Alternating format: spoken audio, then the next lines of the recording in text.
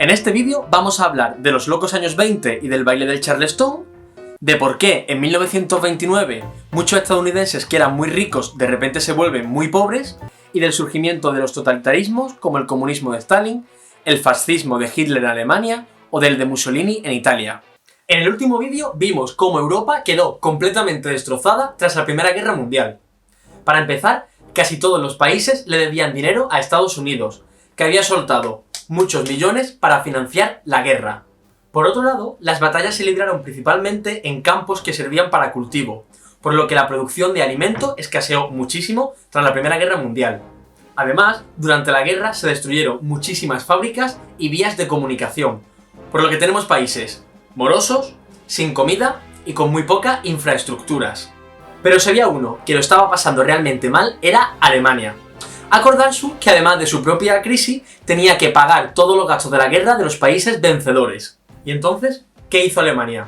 Pues muy fácil, si necesitamos más dinero, imprimimos más billetes, ¿verdad? Error, error, error, error. ¿Por qué no se puede acabar con las crisis creando más dinero? Pues muy fácil, porque cuanto más dinero hay, menos vale. Y os pongo un ejemplo. A ver, supongamos que un español normal gana al mes 1.000 euros, que ya a algunos nos gustaría. Con ese precio, o sea, con ese sueldo, una barra de pan, pues cuesta 1 euro. ¿Qué pasa? Imaginad que el gobierno empezase a imprimir un montón de billetes. Y entonces este español, que ganaba 1.000 euros, de repente gana 1 millón. ¿Qué pasa con esa barra de pan? Pues que el panadero no puede vendértela a 1 euro, porque entonces eso es una miseria.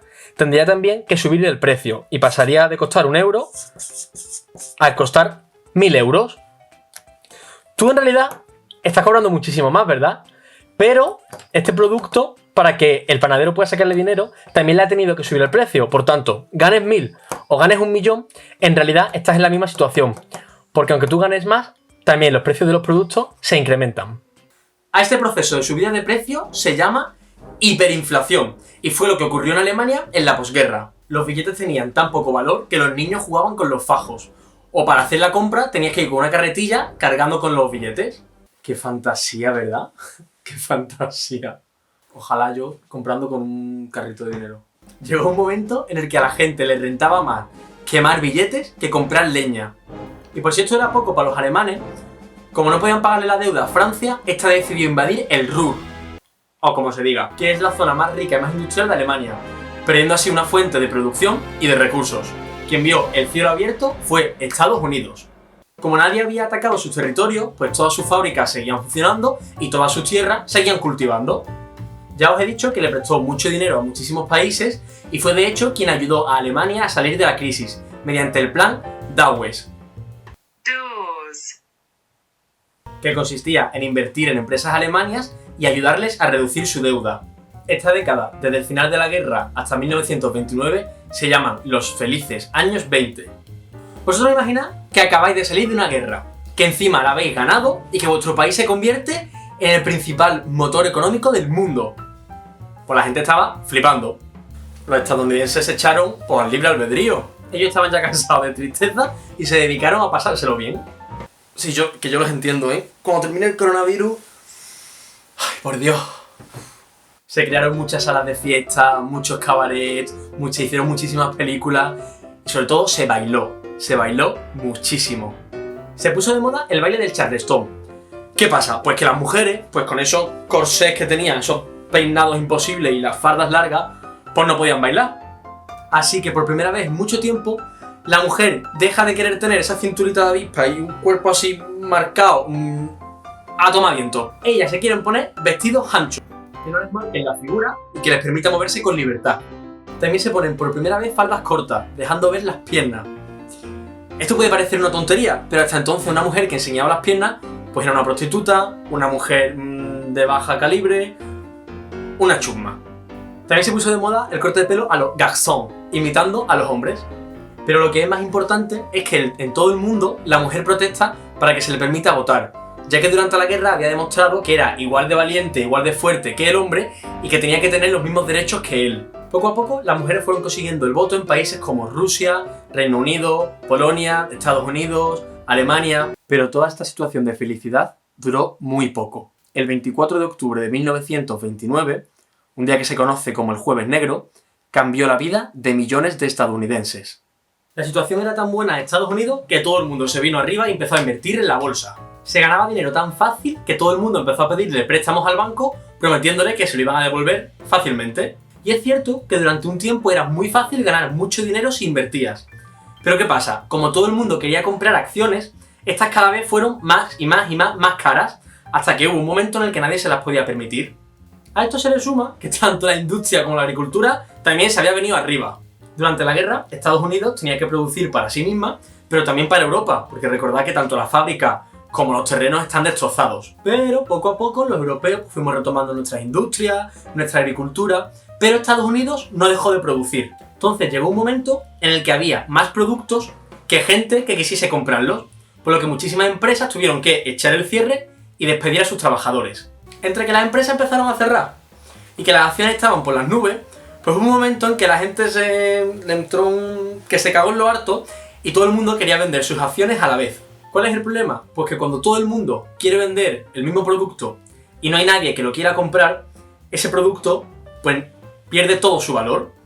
Por ejemplo, imagina que hay 100 personas que están vendiendo naranjas. 100 personas vendiendo naranjas. Y no hay nadie que las quiera comprar.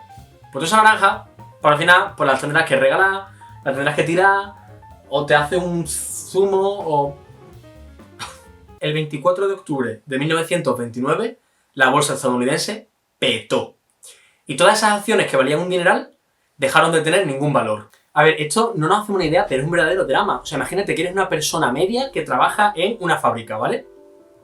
Le has pedido un dineral al banco para invertir en acciones y de repente, de un día para otro, te despiden de tu fábrica. Tus acciones dejan de tener valor y encima le debes un pastizal al banco. Pues vaya percal, ¿no? Ese día fue un auténtico infierno para muchas personas, que incluso se suicidaron porque habían perdido todo lo que tenían. Los bancos también se arruinaron, porque todas las personas que le habían pedido un préstamo no se lo podía devolver, por lo que todo el mundo que tenía un poquito de ahorro en el banco iban corriendo a sacarlo antes de que ese banco quebrase, que es lo que muestra esta foto de aquí. Entonces, Estados Unidos, ese gran gigante, ese héroe de la Europa desolada por la guerra, pues dejó de invertir en Europa y le dijo a todos los países, pues ahora, dadme el dinero que os he prestado, que me hace falta. Pues ¿qué pasó con los países europeos? Pues que se quedaron en la mismísima. A esta crisis se le llama la Gran Depresión de los años 30. Y aquí empieza lo complejo. Mirad, cuando una persona está mal, se aferra a cualquier clavo ardiendo. Y le da igual que ese clavo esté oxidado, ¿eh? Porque está tan mal que lo que necesita es que alguien vaya y le ayude. ¿Por qué os cuento esto? Tras la guerra, la mayoría de países tenían un sistema democrático. Y un gobierno, pues que intentó solucionar la crisis económica, pues como pudo. Pues como ahora, algunos países, como Estados Unidos, mediante el plan New Deal, consiguieron salir de la crisis poco a poco. Pero en otros países la cosa estaba tan mal y la gente estaba tan enfadada que comenzaron a surgir una serie de personajes que prometieron que iban a acabar con la situación. Y la gente, con tal de agarrarse a un clavo ardiendo, pues les apoyó. Y estos personajes son los que se convertirán después en dictadores. Vamos a empezar por Italia. Los campesinos y los trabajadores no dejaban de manifestarse por esta crisis. Así que un grupo de militares, con el apoyo de los empresarios, pues decidieron acabar con estas manifestaciones por la fuerza. En 1919, Benito Mussolini crea los Fasci Italiani di Combattimento, conocido en español como las camisas negras, por el color de las camisas que llevaban. Tampoco nos complicamos mucho en traducir, sinceramente. Era un grupo ultranacional que atacaba al socialismo y a los sindicatos obreros. Finalmente, Mussolini fundará el Partido Nacional Fascista y se presenta a unas elecciones, aunque ya digo yo que no se come un mojón en esas elecciones. Pero como el gobierno no acaba con esa inestabilidad y con esa crisis, Mussolini en 1922 organiza la Marcha sobre Roma, que es básicamente porque todo el que apoyaba al partido fascista tenía que ir a Roma a presionar al gobierno para que dimitiese. Que yo no sé vosotros, pero que esto en mi pueblo se llama de toda la vida manifestación, y que era precisamente con lo que quería acabar el partido fascista. Si es que el karma es muy sabio, hombre. Cuando Mussolini llegó al poder, impuso una dictadura, ya que concentró todos los poderes para sí mismo, como hacían los reyes absolutistas antes de la Revolución Francesa. Prohibió todos los partidos políticos que no fuesen el suyo, expandió los territorios de Italia por África, y en la cuestión económica implantó una autarquía. ¿Qué significa esto? Pues significa que no se iba a importar nada, es decir, todos los productos que se fuesen a consumir tenían que ser made in Italy, hechos en Italia. Esto parece muy bonito, ¿verdad? Pues yo os animo a que vayáis a vuestra casa, empecéis a coger ropa, alimentos y veáis a ver dónde se han hecho. A ver, yo voy a hacer la prueba. A ver, esta camisa, Bangladesh. Esta camiseta, India. Este polito de Carolina Herrera, feito en Portugal. Este libro, que es uno de los libros más bonitos del mundo, China. El libro del colegio, España. Adoctrinó a la población mediante la educación, el cine o la radio, y por supuesto todo aquel que se opusiese a su régimen terminaba muerto. En Alemania sucedió una cosa parecida con Hitler. A ver, vamos a conocer un poquito más a Adolf. Mira, para empezar, él no es alemán, sino que nació en Austria. Es verdad que en el borde, así en el filo pegado a Alemania, pero Hitler era austríaco. Fue un muy mal estudiante, por lo que decide convertirse en pintor. Para eso se va a Viena e intenta entrar a la Escuela de Bellas Artes, pero ahí lo rechazan porque dice que es muy malo. Entonces tiene que vivir unos años pues viviendo casi en la indigencia. Se muda finalmente a Múnich, en Alemania, porque dice que en Austria hay mucha mezcla de razas y que eso a él no le va. Aunque los historiadores dicen que en realidad lo hizo para escaquearse del ejército. Finalmente, Austria le encuentra y le dice que tiene que hacer servicio militar por narices. Antes de entrar le hacen un reconocimiento médico y lo clasifican como no apto. Yo os cuento esto para que vayáis haciendo una idea, ¿no? de por dónde van los tiros. Ya en Alemania se hace voluntario del ejército alemán para ir a la Primera Guerra Mundial. Y ya desde siendo un soldado raso, echa la culpa a los judíos de la derrota de Alemania en la guerra. Y es uno de los que más critica las duras imposiciones que se le habían impuesto a Alemania tras perder. Tras la guerra, se mete en política hasta que consigue convertirse en la cabeza del Partido Nacional... ¿Cómo es? Partido Nacional Socialista Obrero Alemán. Bueno, por resumiros un poco, intentó dar un golpe de estado para hacerse con el poder, pero le pilla, no sale bien, lo meten en la cárcel y allí escribe Mein Kampf, Mi lucha, que es donde él cuenta su historia y su ideología. Al salir de la cárcel se convierte en un personaje muy famoso, ya que hace unos discursos muy carismáticos donde culpa de la situación de Alemania a los judíos y promete que va a devolverle a Alemania toda esa honra y ese honor que le habían quitado tras la guerra. Así consigue convencer a la población que está harta de tanta crisis y en 1933 gana las elecciones. A ver, vamos a hacer un parón aquí, ¿vale? Porque eso que ocurrió hace 100 años nos dice mucho de nuestra sociedad hoy en día. Tenemos un pueblo que está muy descontento con la situación actual, un partido político que dice que la culpa de todo es de los inmigrantes y que promete que va a salvar el país. No sé si os suena de algo esto. Cuando es elegido presidente del gobierno, establece una dictadura, ya que se queda para él todos los poderes, proclama el Tercer Imperio Alemán, prohíbe, por supuesto, el resto de partidos políticos y utiliza a la Gestapo, que es la policía secreta, para matar a todo aquel que se opusiese al régimen. Para resurgir la economía, invirtió mucho en obra pública. Es cierto que quizás Alemania tiene en esa época las mejores carreteras del mundo, los mejores edificios del mundo, y también invirtió muchísimo, por supuesto, en la industria armamentística, aunque le había prohibido que Alemania tuviese armas. Pero él, en cuanto a la política exterior, se dedicó a reconquistar todos los territorios que Alemania había perdido tras el Tratado de Versalles, lo que supuso un conflicto internacional con el resto de potencias. Por supuesto, para contar con el apoyo del pueblo, se hizo un experto en marketing. Controlaba la radio, se crearon películas para enaltecer su figura, se creó una simbología con la esvástica y el águila y creó una arquitectura que le servía de escenario para impresionar a la gente. O sea, mira este discurso, por favor. O sea, imaginad lo que tenía que sentir un alemán que estuviese ahí. O sea, tendría que estar flipando. O sea, yo creo que eso es como si hoy en día vas a un concierto de Beyoncé. Iguales. Uno de los rasgos más característicos del nazismo es el enorme racismo. Para Hitler, la raza aria era superior a cualquier otra raza del mundo. Buscaba que los genes alemanes no se mezclasen con el de otras nacionalidades, llegando incluso a decir, y os leo: el Estado Nacional tendrá en primer lugar el deber de librar al matrimonio del plano de una perpetua degradación racial, destinarla a crear seres a la imagen del Señor, y no monstruos mitad hombre y mitad mono.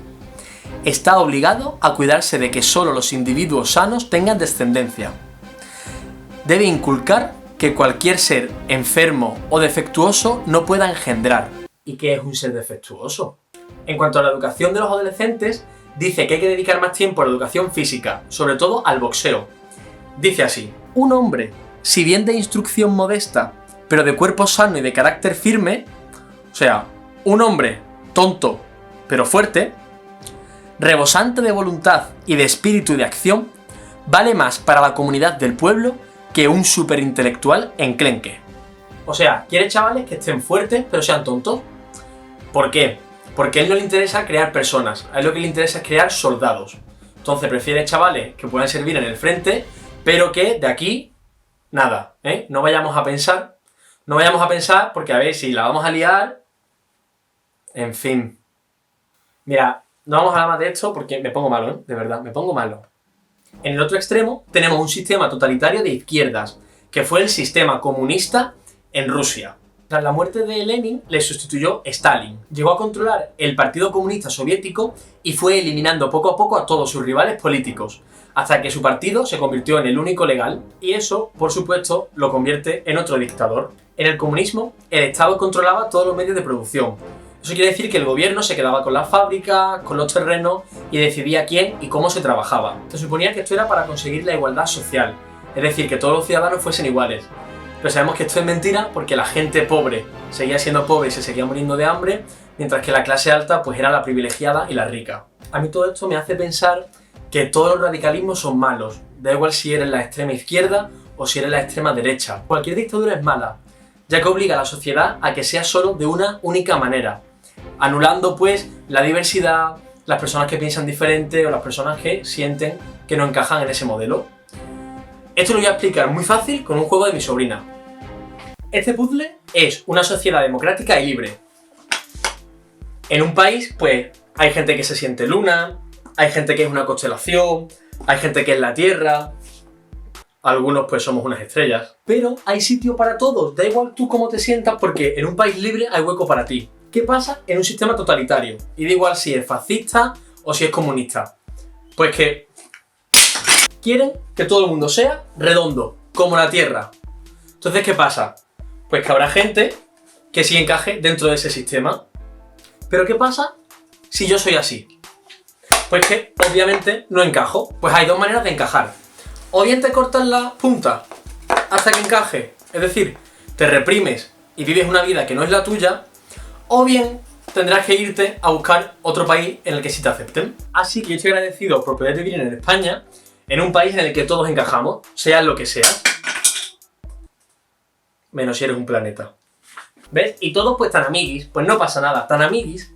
Pero no os creáis que los totalitarismos fueron una cosa que ocurrió solo en Rusia, Alemania o Italia. En España, por ejemplo, vivimos la dictadura de Primo de Rivera. Y en general casi todos los países europeos vivieron una dictadura de derechas. Porque como ya os he dicho, cuando una persona está mal, pues agarra a cualquier clavo ardiendo. Y le da igual el clavo que sea. Así que cuidado con las personas que os prometen que van a salvar el país, porque ya hemos estudiado que la mayoría de estos dictadores que hicieron cosas terribles fueron, primero, elegidos democráticamente. En fin, que espero que os haya gustado este vídeo. Perdón si me he puesto un poco intenso, pero es que el tema tiene telita. Y si os está gustando, darle like y suscribiros, que pues cualquier duda me la podéis dejar por aquí, por los comentarios.